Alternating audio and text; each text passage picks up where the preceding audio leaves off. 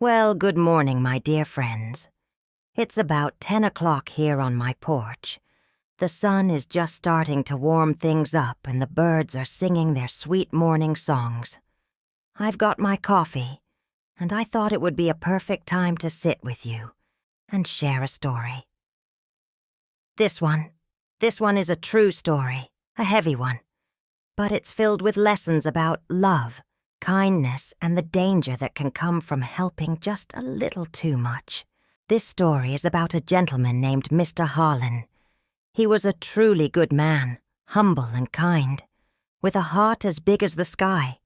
He was a veteran, and for 40 long years, he served as a fireman, running into danger to save lives while others ran away.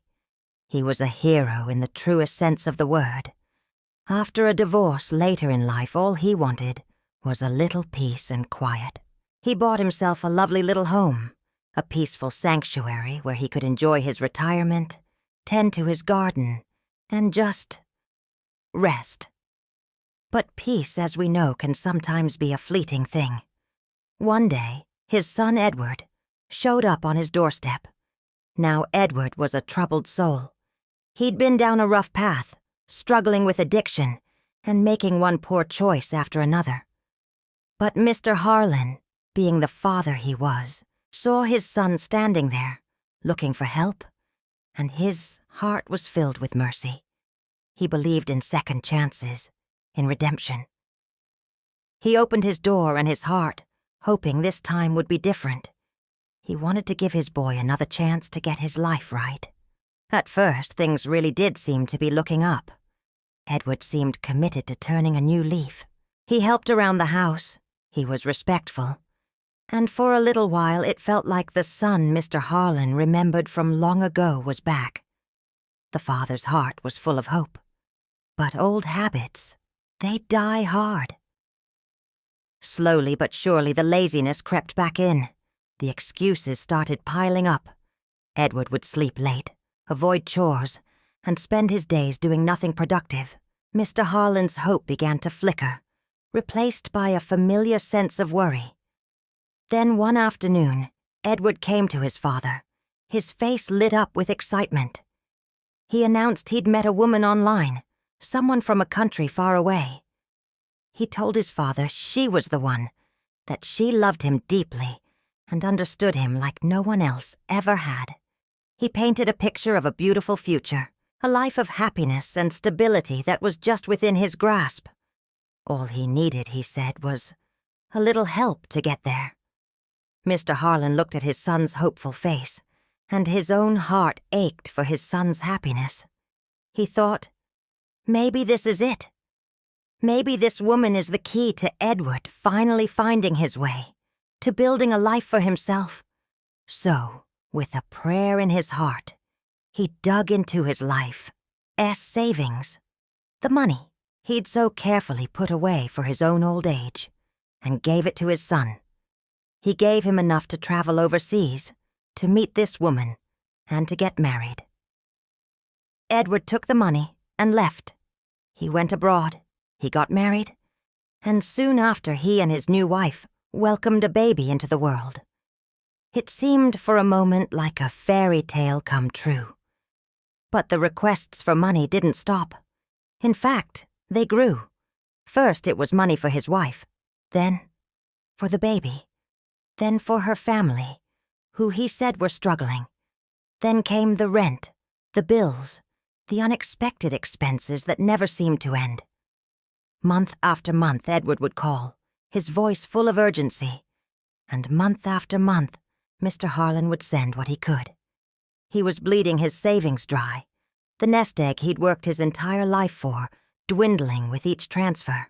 He was sacrificing his own security for the hope of his son's happiness. But the gratitude he hoped for never came.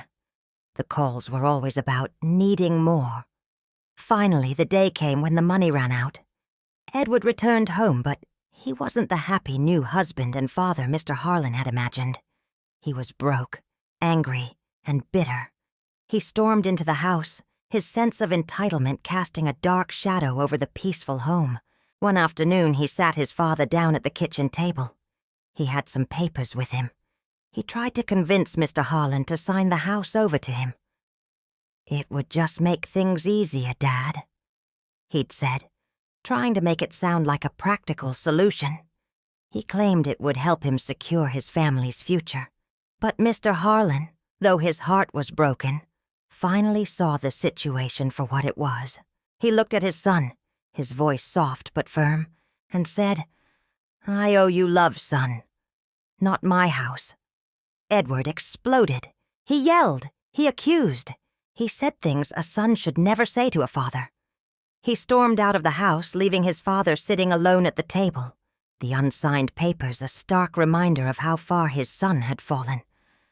The silence in the house was heavier than ever before. A few days passed. Then, Edward came back. He walked up onto the porch where his father was sitting. He looked defeated, his anger replaced by a desperate plea. He started to speak, to beg for another chance, for more money, for something. But before he could finish his sentence, he clutched his chest. A look of shock and pain crossed his face, and he collapsed right there on the porch. A sudden, massive heart attack took him in an instant. The unsigned papers were still sitting on the kitchen table. Mr. Harlan had kept his home, the sanctuary he had worked so hard for. But he had lost his son. The cost of that victory was immeasurable. In the quiet months that followed, Mr. Harlan's heart began the slow, painful process of healing. He never stopped loving his son, and in time, he forgave him. By the edge of the porch, right where Edward had fallen, he planted a bush of beautiful red roses.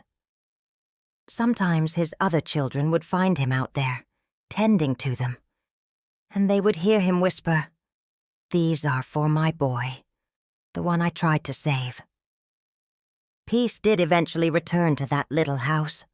Mr. Harlan's other children rallied around him, caring for him with the love and respect he so richly deserved, and they were with him until his final days.